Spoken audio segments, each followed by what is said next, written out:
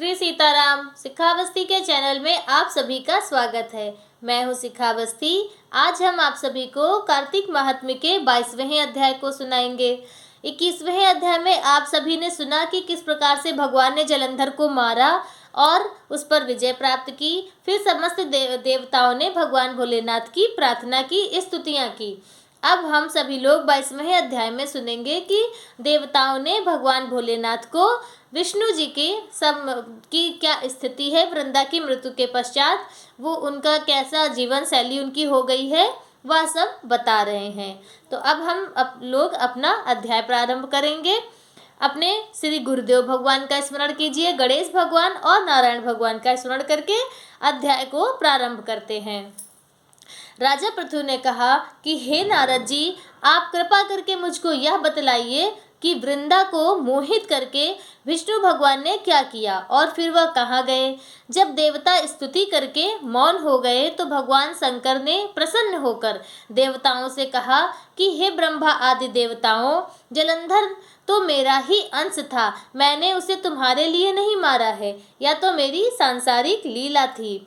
फिर भी आप लोग सत्य कहिए कि आप सभी को इसमें खुशी हुई है या नहीं।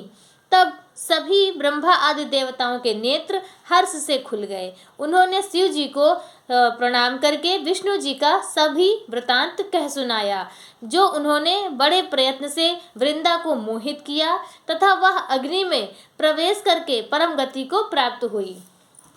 देवताओं ने यह भी कहा कि तभी से वृंदा की सुंदरता पर मोहित हुए भगवान विष्णु उनकी चिता की राख लपेटे हुए इधर उधर घूम रहे हैं, अतः आप उन्हें समझाइए, क्योंकि यह प्राकृतिक चराचर आपके अधीन है। देवताओं से यह सब सुनकर शंकर जी ने उन्हें अपनी दुस्तर माया समझाई और कहा कि यह सारा जगत उसी के अधीन है, भगवान की माया के।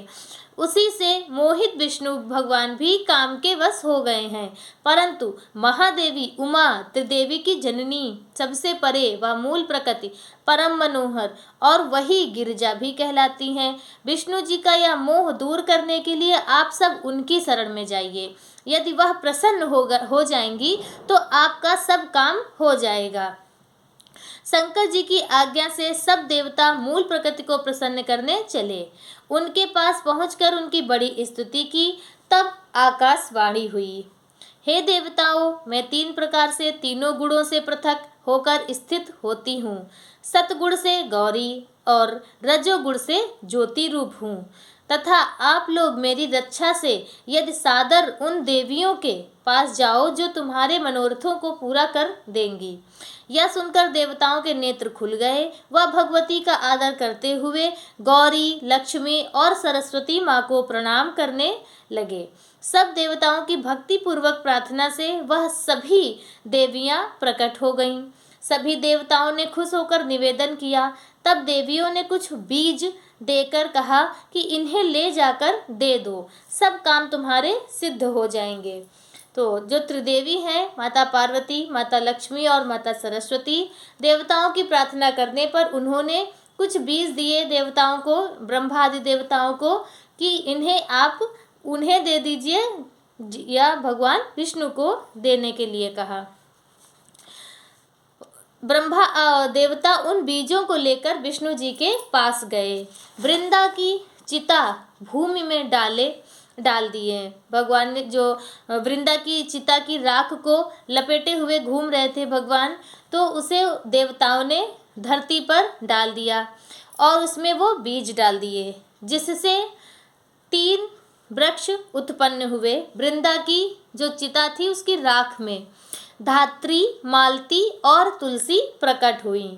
विष्णु जी ने ज्यों ही उन स्त्री रूप वाली वनस्पतियों को देखा तो वह उठ बैठे और काम शक्त चित्त से मोहित हो उनसे याचना करने लगे। धात्री व तुलसी ने उनसे प्रीति की। भगवान विष्णु से धात्री और तुलसी ने प्रीति की, प्रेम किया, तो विष्णु भगवान सारा दुख भूलकर देवताओं से नमस्कृत हो अपने लोक को चले गए।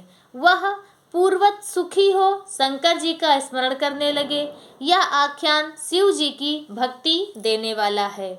22वां अध्याय संपूर्ण हुआ। तो आप सभी ने सुना कि वृंदा की जो चिता की जो राख थी और त्रिदेवी यानी कि तीनों देवियों के दिए हुए जो बीज थे, उसी से यह 3 वनस्पतियां प्रकट हुई हैं, धात्री, मालती और तुलसी। जो तुलसी माता हैं वो वृंदा की राख और तीनों देवियों की शक्ति से ही प्रकट हुई हैं, यानी वो साक्षात स्वरूप देवी ही है। और अब हम सभी लोग 23वें अध्याय में तो आगे की जो कथा है उसे सुनेंगे और कार्तिक मास का आनंद लेंगे, उसका अधिक लाभ उठाएंगे, क्योंकि कार्तिक मास बहुत ही पतित पावन मास है। तो आप सभी लोग भगवान विष्णु की कथा, कृष्ण भगवान की बाल लीलाओं का वर्णन, श्री रामचंद्र जी की रामचरितमानस, जो भी आप कि जिस ग्रंथ में आपकी आस्था हो उसे आप पढ़िए, सुनिए, भजन कीजिए और कार्तिक मास का खूब लाभ उठाइए। आज का वीडियो मेरा बस इतना ही। मेरा वीडियो कैसा लगा तो मेरे वीडियो को लाइक कर दीजिए, और अगर आप पहली बार मेरे चैनल पर आए हैं तो मेरे चैनल को सब्सक्राइब कर लीजिए। श्री सीताराम।